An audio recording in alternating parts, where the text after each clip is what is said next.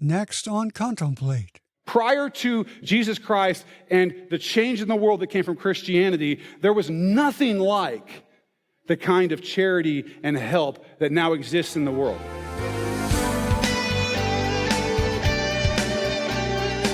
That was Pastor David Robinson from Acts Church in Vancouver, Washington. And this is another Contemplate episode. Thanks for listening today as we continue our study from the book of Acts and see the amazing power of Jesus. Here's Pastor David. We're in chapter 9. We're in verse 32. Let's get going. It says, "Now it came to pass as Peter went through all parts of the country that he also came down to the saints who dwelt at Lydda." Okay. We have Peter. We know that, if you remember back, we had Philip, and he went up to Samaria, and a bunch of people got saved and came to know Jesus, and the churches started there, and then Peter and John came up kind of behind him in his wake and sort of helped establish the church there, right? And then we saw Philip go down, and there was an Ethiopian eunuch, and he in a chariot, and he comes and he talks to that guy, and the guy accepts the Lord, and he gets baptized, and then we see something happen with Philip in Acts 8. I'm going to read you these verses 39 and 40. It says this: "Now when they came up out of the water," this is Philip and the Ethiopian eunuch, "the Spirit of the Lord caught Philip away, so that the eunuch saw him no more. And he went on his way rejoicing. But Philip was found at Azotus, and passing through, he preached in all the cities till he came to Caesarea."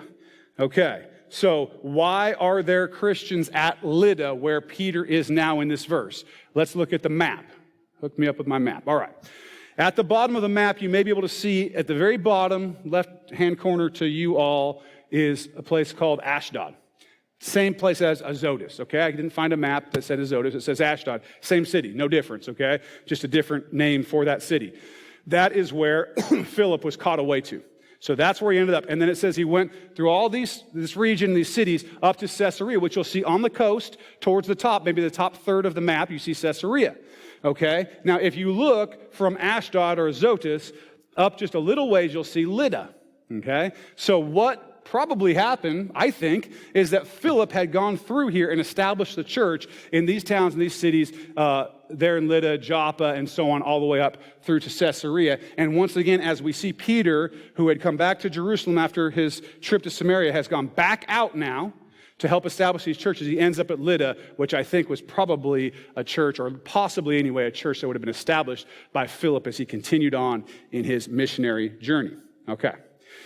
So let's look at the next verse. It would be number 33. And it says, "There he found a certain man named Aeneas, who had been bedridden 8 years and was paralyzed." So as I'm thinking about this story and thinking about how to sort of get my head into it and connect with the story and what's going on, I'm thinking about Aeneas and what his life must have been like. Well, it's a short sentence, right? All we know is that he's a guy, and he's paralyzed, and he's bedridden. That's all we know. We don't know that he's a believer even or anything else. We just know there's this guy, and I'm trying to think how to connect with Aeneas and what he's going through. So I went on the internet and sort of looked for testimonials about what it's like to be paralyzed like that. And I came up with this testimonial from a guy, and it says this: "The cervical spinal injury, quadriplegia, necessitated me to lead a totally dependent life, tethered to the bed and wheelchair. Now I am like a man fettered for life, unable to use my hands and legs, incontinent and spoon-fed. Ironically, the most painful aspect of quadriplegia is the painlessness. It isn't mere loss of tactile inputs and outputs, but absolute dependence on someone else to accomplish mundane necessities and domestic chores that yoked me, even for things like swabbing ears and swatting flies." So, here's this guy, Aeneas. He's been in bed for 8 years. 8 years. And there's no Americans with Disabilities Act. There's no accommodations made, no electric wheelchairs, there's nothing like that. This guy just has to lay in bed and basically has to depend on the kindness of his family or friends or whatever to do things as mundane as swatting flies away from his face. But certainly much less and more embarrassing things that would have had to be done for someone who couldn't do anything, keeping him clean and so on, feeding him and all the rest of that, right? And so this is this guy's experience. This is the world that Aeneas is in when Peter shows up in the power of Jesus. And let's see what happens as he does so. 9:34, it says, "And Peter said to him, 'Aeneas, Jesus the Christ heals you. Arise and make your bed.' Then he arose immediately." You'll notice here that Peter doesn't take any kind of credit for what's going on here. He says, Jesus the Christ heals you. Now, this is a very important statement that you could be missed by us sitting here in Camas in 2016. But for a first century Jew, who the big thing they're waiting for is the Messiah, the Christ. Okay, that word is Messiah. They're waiting for the Messiah to come. Aeneas almost certainly was a Jew. Peter wouldn't have been hanging out and kicking it with Gentiles at this period of time. We'll find out why in the next chapter. But this guy was almost certainly a Jew. Most of the folks in Lydda were Jewish, and he would have been waiting for the Messiah. We have no indication that prior to this that he's a Christian, or that he asked Peter to heal him, or that he had any kind of faith in Jesus or anything like this. We just see Peter going to him saying, Jesus the Christ heals you, right? And so in that statement, he's saying, Jesus, of course this guy's heard of. This, Jesus had been around. He'd been preaching all over the place. Everybody knew who Jesus was, this guy who all these hundreds of people are saying rose from the dead and so on. So Peter's saying, Jesus is the Christ, and then follows it up with that he's healing this guy, right? So he makes a statement and then verifies it with the power of Christ in healing this man who was totally paralyzed. It's a powerful statement. I think it's a little bit of a bummer that he says, get up and make your bed, right? So it's like, hey, you've been in this bed for 8 years, you're paralyzed and whatever. It's not get up and run around and feel the new freedom. Get up and make your bed, guy. But you know what? There's something to that, because when we're in those tough places and we're like, oh, Lord, if you just get me out of this, or oh, Lord, I need healing, or whatever, let's not forget that when you do get out of it, or when you do get healed, it's back to work, right? It's not get healed and it's all lollipops and butterflies. It's you get healed, or the Lord extricates you or gets you out of a situation, pulls you out of something difficult. But when he does, the expectation is, okay, let's get back to work. Let's get back to the work for the kingdom. Let's get back to work. Let's get back to life, right? So you could experience, remember this guy said the hardest thing was painlessness. The hardest thing was painlessness. But now it's like, hey, get back and here's a little pain. Make your bed. So there we are. That's what he says to him. Let's look at the next verse, verse 35. It says, so all who dwelt at Lydda and Sharon saw him and turned to the Lord. So this guy has been healed, and everybody... Remember, he'd only been there 8 years, but he was a man. He wasn't an 8-year-old. So at some point, he had been walking around, assumedly, right? Hadn't been in his bed. So people knew who he was, knew that he had been paralyzed. And then they see him walking around. They know that paralyzed people don't get up and walk around. And so they're like, what's up with that? And of course, he's saying, hey, Jesus is the Messiah, and it was through his power this guy's healed. And what happens? They turn. It says all of them. I don't know if it literally means every single person in Lydda and Sharon. And Sharon is just kind of it's like a fertile plain in the Lydda and Joppa area, that map that you saw earlier that kind of stretches out for a ways. All these people living in here are seeing this, and they're turning to Jesus. So all these Christians come because Jesus has made a name for himself with the power in healing this guy. Let's go to the next verse, verse 36. It says, at Joppa, there was a certain disciple named Tabitha, which is translated Dorcas. This woman was full of good works and charitable deeds, which she did. Okay, so Joppa is an ancient seaport. If you remember from the map, it was just kind of up to the northwest of Lydda. I think it's about 11 miles away from Lydda, about 35 miles northwest of Jerusalem. And this is the place, actually, where Jonah went when he was fleeing. When the Lord told him, go to Nineveh, he goes to Joppa to get on a boat to Tarshish. So it was around that long ago when Jonah was around. He's the guy with the big fish that eats him, if you guys have seen VeggieTales or read a Bible, whatever. Either case, that's who Jonah is, right? And so he was at Joppa. This city's been around a long time. It's an important seaport, okay? That's where we are at. And Tabitha... Dorcas, I've been called that a lot of times. I didn't know it was a compliment about this woman who was wonderful in the Lord. I thought it meant something different based on context, but I'm cool with it. Dorcas means gazelle. Tabitha means gazelle. That's what it means, okay? So this is actually quite a nice name. And Tabitha is the Aramaic, and Dorcas is the Greek, okay? I think I would prefer the Aramaic if I was her, but that's my thing. In any case, so you see Greek influence, right? So the Greek influence was strong. A lot of people have these Aramaic names and these Hebrew names and these Greek names. And she has that, okay? It says that she was full of good works and charitable deeds. So we know this is a disciple of Christ. This is a follower of Christ. And we know that she's doing all kinds of charitable things and good deeds for the Lord. Let's look at the next couple verses, 37 and 38. It says, "But it happened in those days that she became sick and died. When they had washed her, they laid her in an upper room. And since Lydda was near Joppa, and the disciples had heard that Peter was there, they sent 2 men to him, imploring him not to delay in coming to them." The first thing I notice about this is that we've just been told how good of a woman Tabitha is. That she's a good woman, full of good works. And then we hear that she got sick and died. Now, I think we struggle sometimes, I know I have in the past, just thinking through it, I'd say philosophically, with this idea of why do bad things happen to good people? We're clearly told she's a good person. She's doing all these good things, right? No one's good, but through the power of Jesus Christ, we absolutely can be, and she was doing all these good works for the kingdom of God, and yet she gets sick and dies. There are some who would tell you that, if you're really with the Lord, you can't get sick or die. They're full of it, okay? Because she did, right? Proof text. So, she is a person who loves the Lord, who's doing good works, and yet she gets sick and died. And I think that we sometimes struggle with that. I don't have time to go into why bad things happen to good people or how God can be good and yet bad things can happen right now. But we did, again, the Skeptics Forum back in, I think, February. I think it's week 5. We talked about the problem of pain. If you struggle with that question, go back and take a look at that message. And if you still aren't satisfied, come talk to me. I love to talk about that kind of stuff. But that's what we see happening here. We see somebody who's good, and she gets sick, and she dies. It says they washed her body, which was normal in this time period. You would have washed a body, anointed it, prepared it for burial.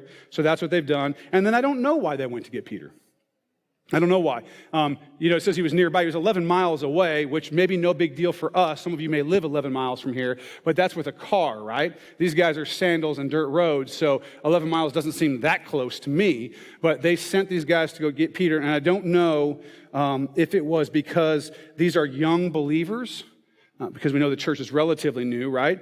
And they're struggling with this idea that I'm talking about. How was this person who was serving the Lord and doing all this good stuff, why did she get sick and die and needed to hear from an apostle and have some explanation of that? I don't know. I don't know if they needed him to come and comfort them. I'm not sure why they were saying to do the funeral. I'm not sure what the deal was, but they wanted Peter. They knew he was nearby, 11 miles away. They wanted Peter to come to them. And so in the next verse, 9:39, it says this, "Then Peter arose and went with them.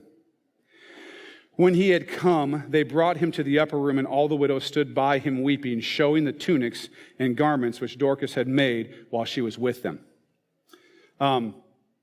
He got up and went. I don't know that I'd get up and go walk 11 miles to a funeral, but he did.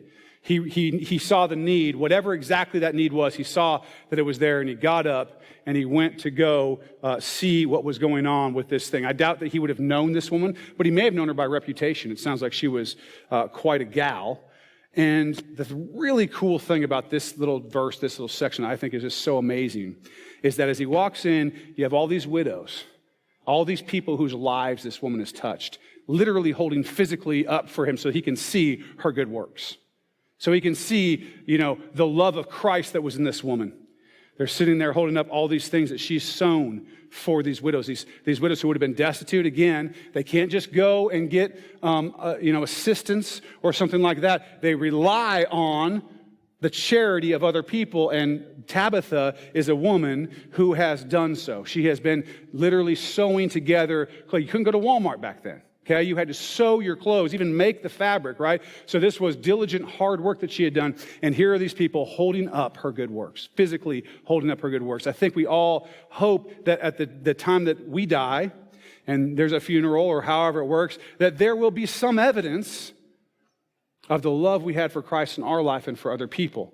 That while I may not sow anything, and if I did, you probably wouldn't want to hold it up because it wouldn't be good, but there are things that I do and there are things that you do, and we hope that in that day, the things that will be in our wake, the things that are on the path behind us, are good works. Are people who have been helped, are people who will say, hey, this person showed me the love of Christ, which is exactly what they're saying. They're crying, they're sad, they're showing the things that she's done. They're saying, hey, Peter, this is a woman who loved Christ and loved us. What an amazing testimony. I've talked about, the last couple of times, I think we've talked about the idea of you don't have any idea how far the ripples of your obedience will go. You have no idea how far the ripples of your obedience will go. We're talking about like a rock hitting the water and those ripples go out. That rock being your obedience to God, and the bigger the rock, the bigger the ripples, the farther they go. Well, take a look at this woman. We know that to this very day, there are societies named after her. Wikipedia tells us this. A Dorcas Society, which, again, unfortunate name, is a local group of people usually based in a church with a mission of providing clothing to the poor. Dorcas Societies are named after Dorcas, also called Tabitha, a person described in the Acts of the Apostles. One Dorcas Society was founded in Douglas, Isle of Man, in December 1834 as part of the community's Thanksgiving for being spared from an outbreak of cholera. Other Dorcas Societies were established by missionaries in the Americas in the early 1800s. Beatrice Cluxton founded the Glasgow Royal Dorcas Society in 1864. One English Dorcas Society in Sydenham met during 5 Tuesdays in Lent, producing 166 garments in 1 year. Dorcas Societies were at their height in the 1800s, but there are still Dorcas Societies around the world providing clothing and other physical need. This woman's love and good works are being celebrated and imitated 2,000 years later. This woman who's from a place that many of you may have never heard of before we mentioned it here today. You may have read over it quickly in the scripture or something, but you've never thought about Joppa before. So this woman who lived in Joppa 2,000 years ago, who just simply worked with her hands to help people out. To this day, 2,000 years later, there are people who are naming societies after her and doing good works because of what she did in the name and the power of Jesus Christ. That's pretty amazing. That's pretty amazing when you think about the ripples of her obedience and what it might be if you are obedient, what those ripples might look like. So she's committed to others. Well, actually, the King James Version uses the word almsgiving, right? We use the word charity. Charity means giving to people, to poor people, or to people who are in need, or whatever. That's charity, right? Or you can even call the entity that does that a charity, or we can use the word charity to mean showing tolerance to somebody. Oh, you're being charitable towards that person, because of their personality or whatever it happens to be, right? But the word charity is actually a Christian word. It's used to mean Christian love. That's what the word originally means. If you go back and look at what the English word charity means, if you read in the older versions of the Bible, the more Englishy versions of the Bible, right? It says faith, hope, and charity, not faith, hope, and love.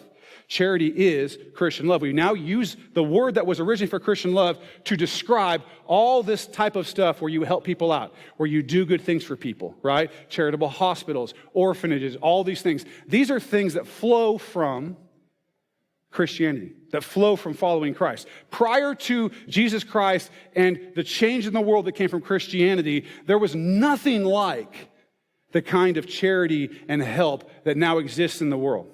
If something bad happens in another country, we get together here in America and we take up money and we send it to them.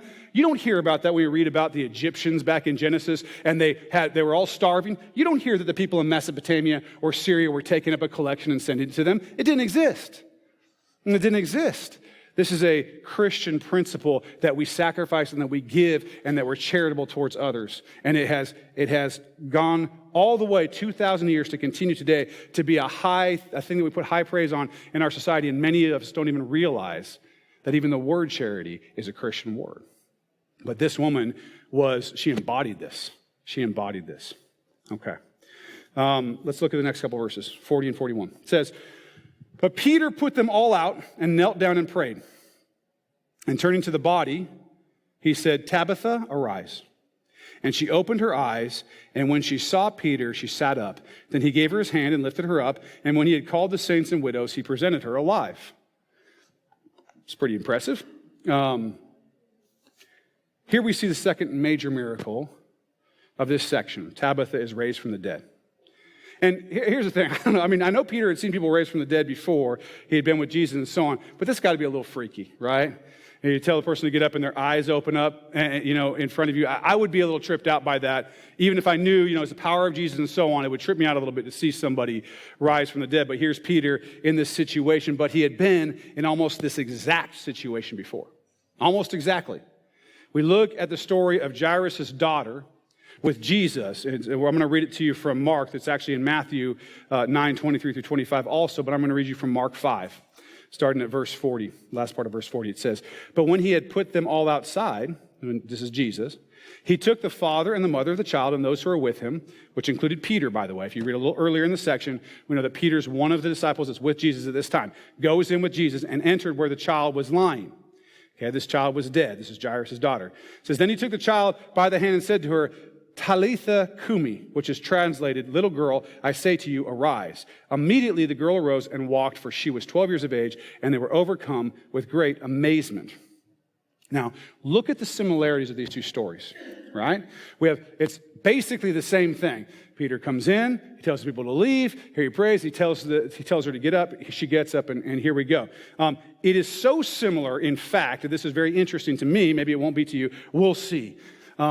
But the words that Jesus uses and the words that Peter uses, there's only one letter of difference between when Jesus says to the little girl, Talitha Kumi, that's little girl, get up, and Peter says to this woman, Tabitha Kumi.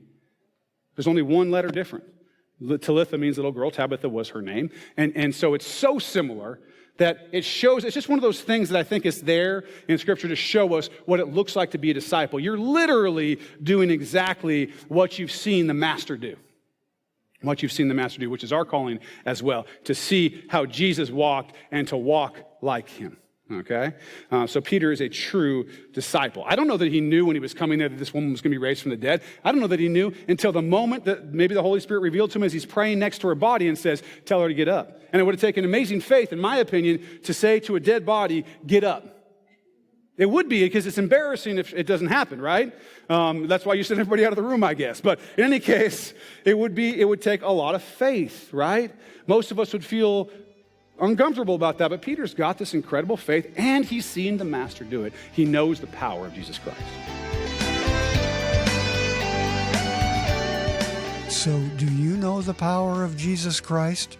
Truth is, a healing like we just heard about is the easy stuff. The amazing and more important is the power that forgives sins and changes a life for eternity. Do you know that power? Well, you can. Wherever you are and whatever you're doing right now, simply ask Jesus to forgive your sins, acknowledge Him as your Lord, and ask Him to save you. And you know what? He will. And if you need help or still have questions about all this, call us at 360-885-9000. Or come see us at Acts Church this Sunday morning. Get all the info you need at actschurchnw.org. Hope to meet you this Sunday. Thanks for listening, and be sure and check out the next episode here on Contemplate.